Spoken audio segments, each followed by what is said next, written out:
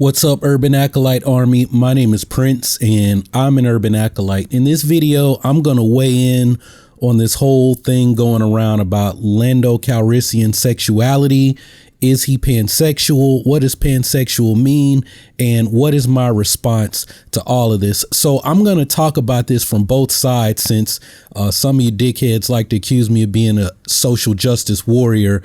Before I get into that, I just want to say that if you're new here, we talk about Star Wars, we talk about Marvel, DC, superhero comic book movies, and martial arts, because I love martial arts films, and martial arts TV shows. When I was a kid, I wanted to grow up to be Luke Skywalker and Bruce Leroy. Hashtag the last dragon. I'm trying to find the Force and find my inner glow. So this is geek culture with a purpose. And I'm just a dude talking about the things that I like. All right, so John Caston spoke with the Huffington Post. Actually, John and his father, Lawrence Caston, the writers of Solo, a Star Wars story. And that's where this whole thing broke. But I want to tell you guys what the actual article said. So it starts out talking about Lando Calrissian's explicit sex appeal. We hadn't seen that from anyone in Star Wars, period. Speaking with the writers, the Huffington Post sat down and they explicitly asked about Lando's possible sexual fluidity. Is he pansexual? I would say yes. Jonathan Caston emphatically said there's a fluidity to Donald and Billy D's portrayal of Lando's sexuality. I mean, I would have loved to have gotten a more explicitly LGBT character into this movie. I think it's time, certainly, for that. And I love the fluidity, sort of the spectrum of sexuality that Donald appeals to and that droids are a part of. He doesn't make any hard and fast rules, and I think it's fun. I don't know where it'll go.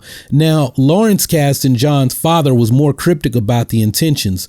When it was mentioned the moment in the movie when L3, that's Lando's droid, jokes about Lando's flirty attitude toward Han Solo, Lawrence Caston said that's her personality. Maybe it means something, maybe it doesn't. Lawrence Caston's ambiguity is more reflective of the broader Star Wars universe, a realm filled with every type of alien being imaginable, yet the rarest of all its life forms seems to be the LGBTQ characters. For the most part, these character storylines have happened only off screen, and that's true. The article goes on to mention that Vice Admiral Holdo, Amelin, in the book where she's introduced, when she first meets Leia, there's a conversation. Leia says, well, I'm attracted to handsome males.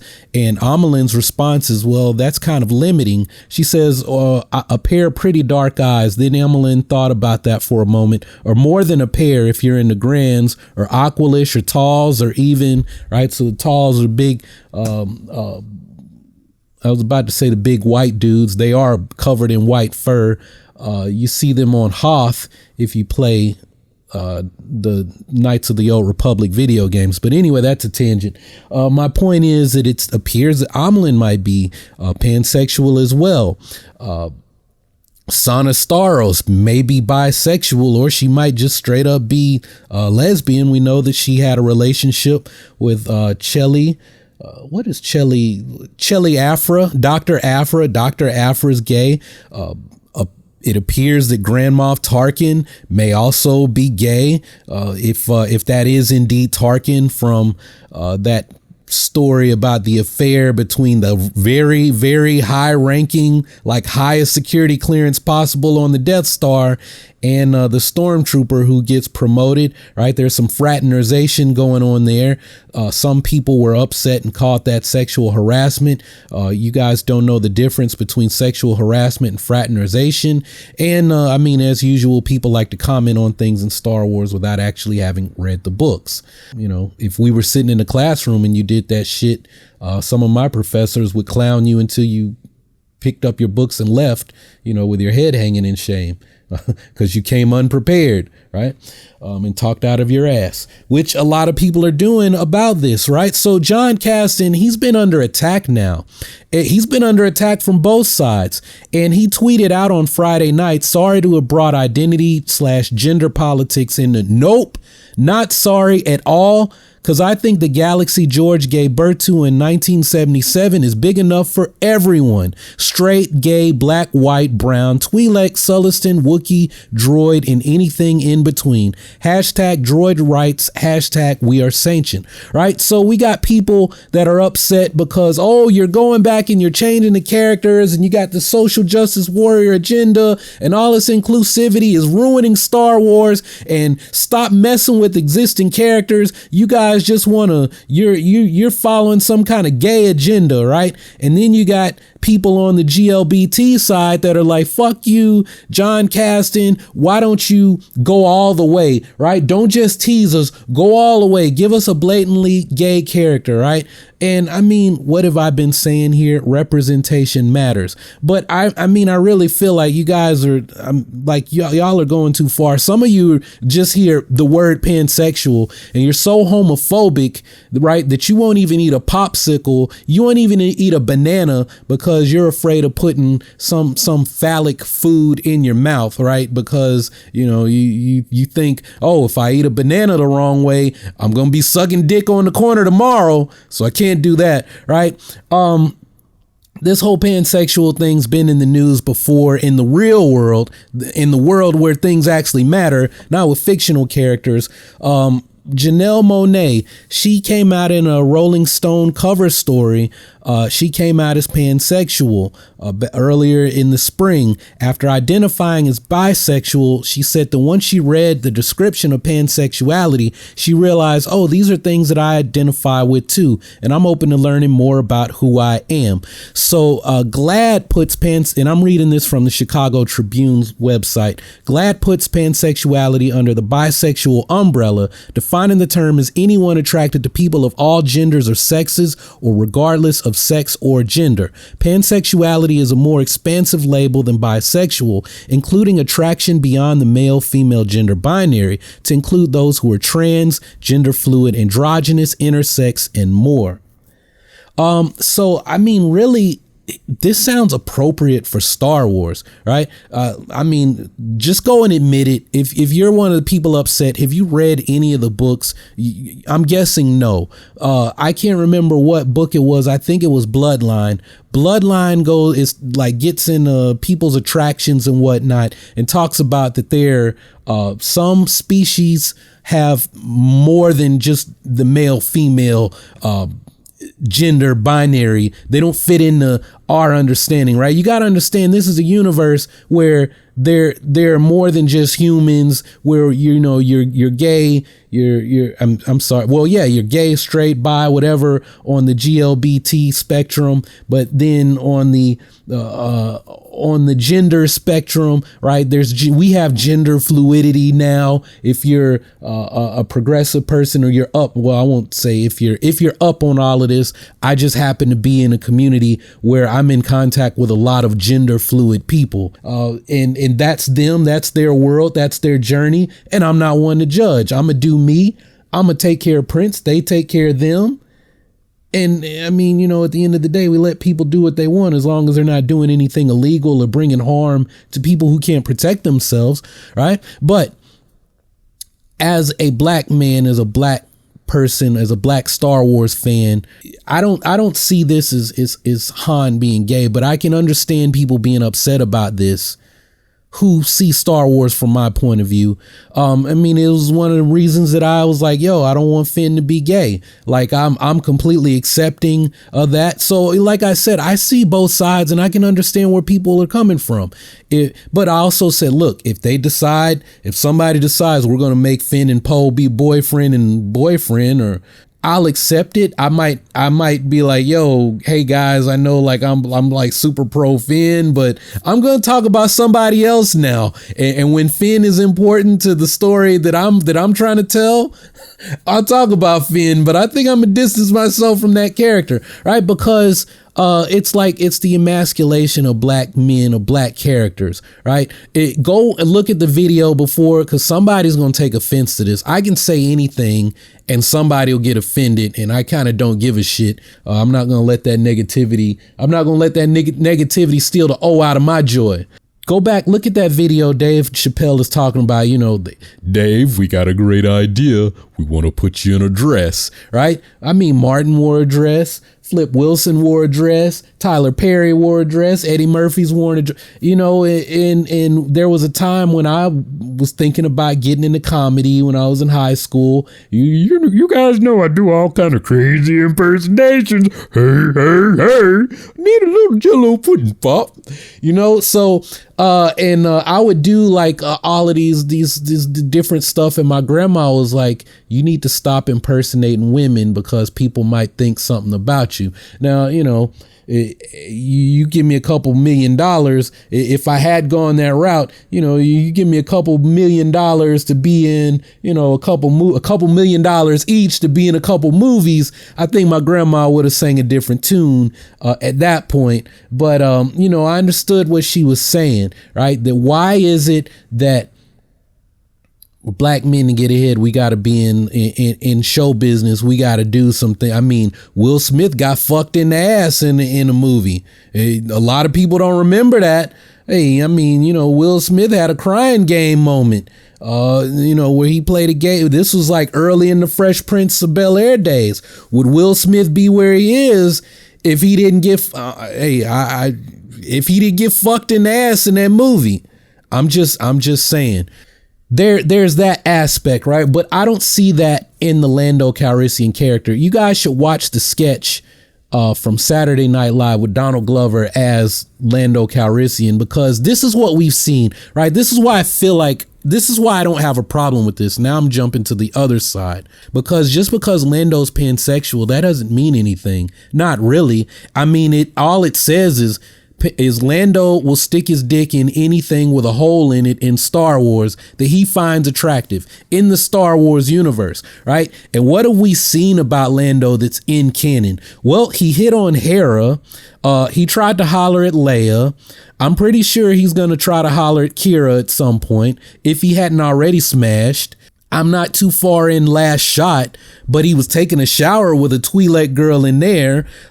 In the Lando, the limited series comic book, he smashed some rich chick at the beginning. Then there was a bounty hunter that Palpatine sent after him, whoever stole his Naboo yacht, and that was Lando. The bounty hunter gets there. She's supposed to be bringing Lando in, but she ends up helping him because he smashed, right? So what do we know? Lando smashes people who he sees as being female that he finds attractive, right? L3, there's something there where Kira's like, I'm surprised he hadn't smashed you. And L3 is like, well, I think it's possible. And I haven't seen the movie, but that was in the Huffington Post article. It would be possible. So L3 is a sex bot too, right? She's got a hole there for Lando to stick. If he's traveling in hyperspace and, oh man, I need to hit something. Hey, L3, come on over here and give daddy a ride. You know what I'm saying? So, y'all,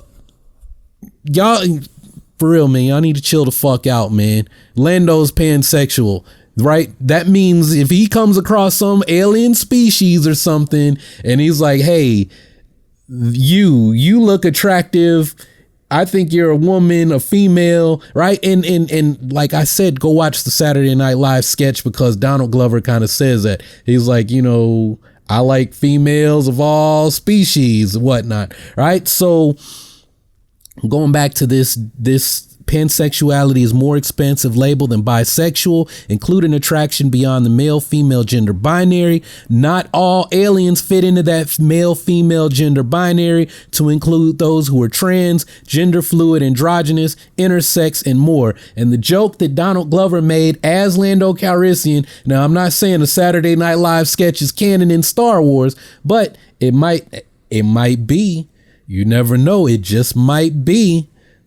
Right? Saw Gerrera was in it, and they referenced that Mace Windu is dead. Of course, Saw Gerrera. Well, depending on depending on the time, right? Because when Donald Glover is Lando Calrissian, Saw Gerrera's still alive. So that could kind of be canon, right? But he said in that sketch, he was like, wherever your hole is, that lines up with wherever your thing is, that lines up with my thing, I'ma stick it, right? So, you know, there's an implied thing that there's a little bit more than a bromance between Lando and Han. Is he trying to chase Han? You know, I like it nice and tight, right? Them nice tight Han Solo buns.